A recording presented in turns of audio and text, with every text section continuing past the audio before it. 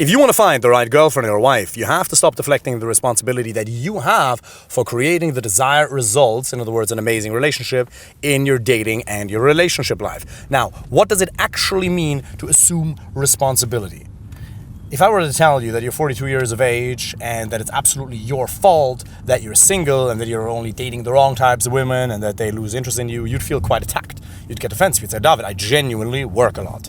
There genuinely aren't any amazing women. Online dating just isn't for me.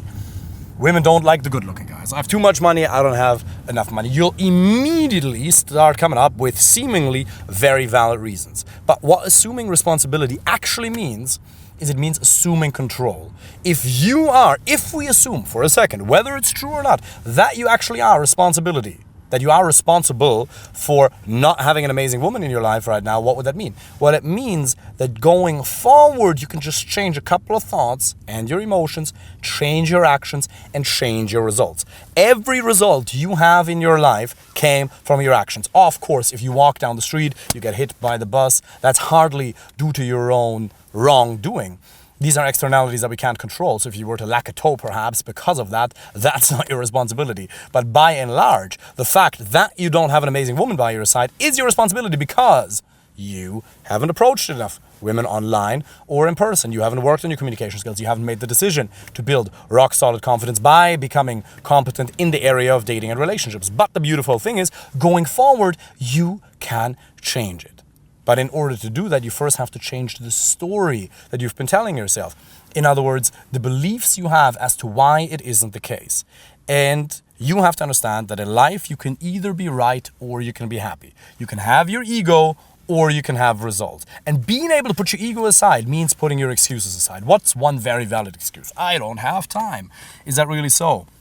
Pardon me, if you sleep 8 hours a night, you have 112 waking hours every single week. Time is emotion. Whatever is most important to us, we'll find time to make. Oh, I don't have time for this. Really? So if a woman tells you she's always busy, is that a valid excuse? No, she's just not emotionally incentivized enough to want to meet with you. Probably because you made mistakes in your communication or because your online dating profile wasn't set up in a way where it created enough desire within you. Same with you. You just aren't emotionally incentivized enough, either because you don't believe it's possible or because you don't have enough away from or towards motivation.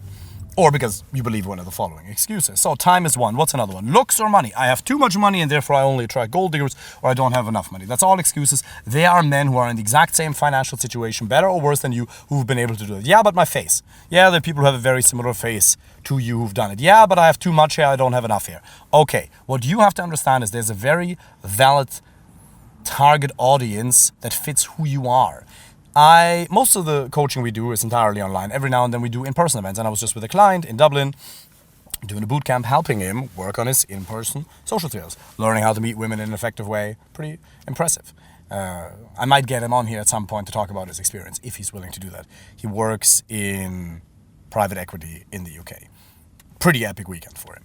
So what we realized, I mean, I knew this beforehand, but he realized that there could be a woman who he might, from his subjective scale, I'm not saying that he does that, but if he were to rate a lady, just purely physically, based on his own subjective parameters, somebody who might be a 5 might reject him from one specific part of the world, one specific background, a lady with specific preferences.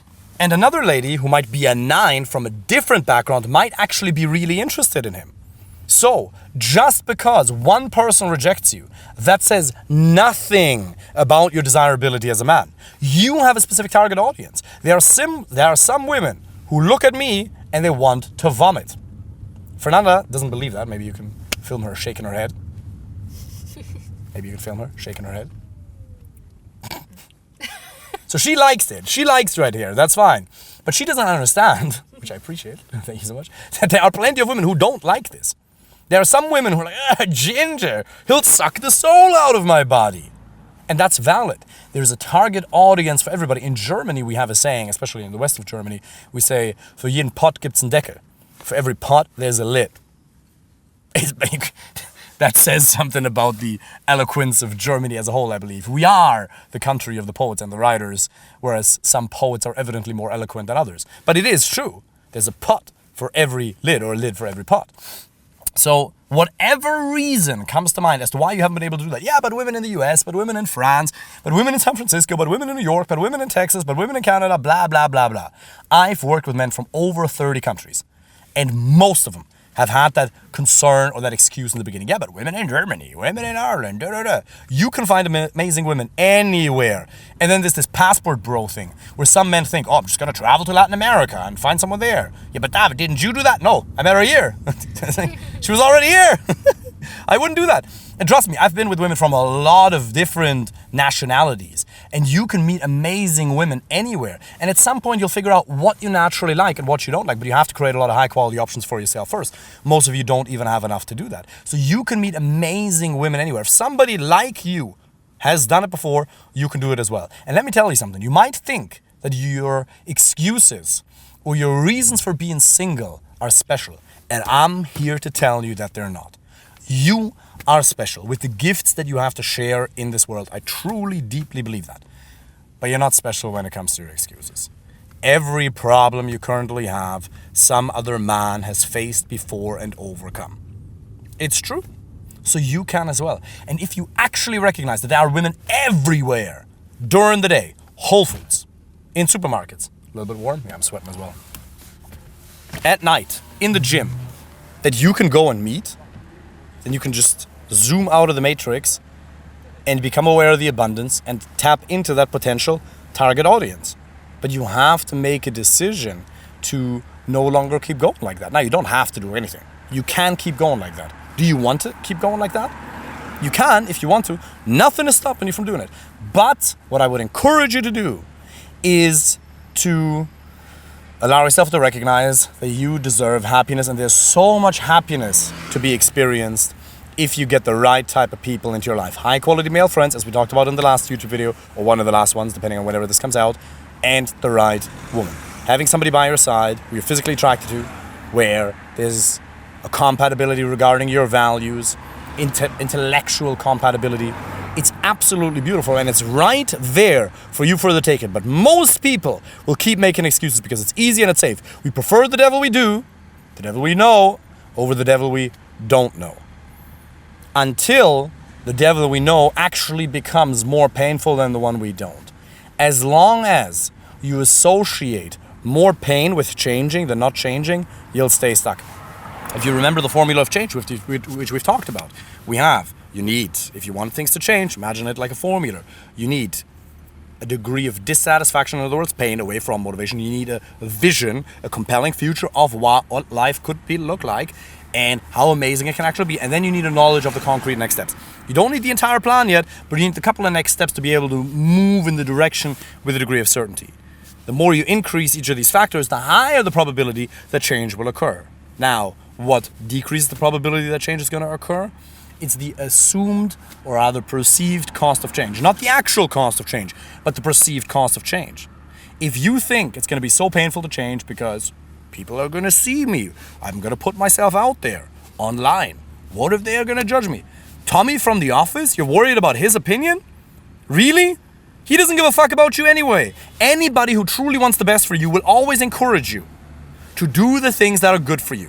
Now, they're going to call you out if you do stupid shit, if you indulge in too much drugs or any type of drug for that matter. If you have behaviors that are destructive for your relationships, they're going to call you out. But anybody who's truly interested in seeing you win, they're going to encourage you. And remember, successful people do what failures won't.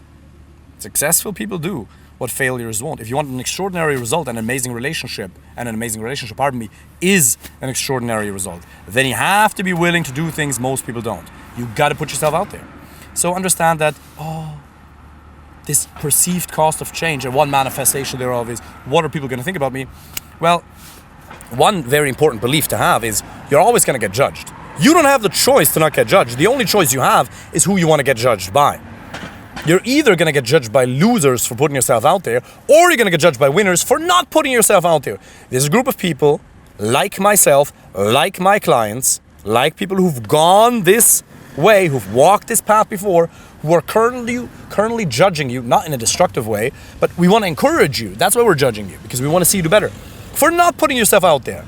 People who want what you have, but don't believe that they can have it, they're always going to try to pull you down. because your success is a direct threat to their existence, or rather their current state of not having their own goals. So they either have to admit to themselves that it's their responsibility, which is exactly the point that you're at right now, or they can just blame you. There's two ways to build the highest building in town. One, to build the highest building, or second, to tear down everybody else's building. Be very careful who you associate with. Gary Vee said, if you're not feeling it right now, you're probably not spending enough time with the right types of people. I want you to associate with more winners, and you're going to feel compelled forward in the desired reaction. So stop making excuses. Apply for a free initial consultation call if you want my help with that. Make a decision, assume responsibility, and life is going to be a lot of fun. Wish you all the best. Take care.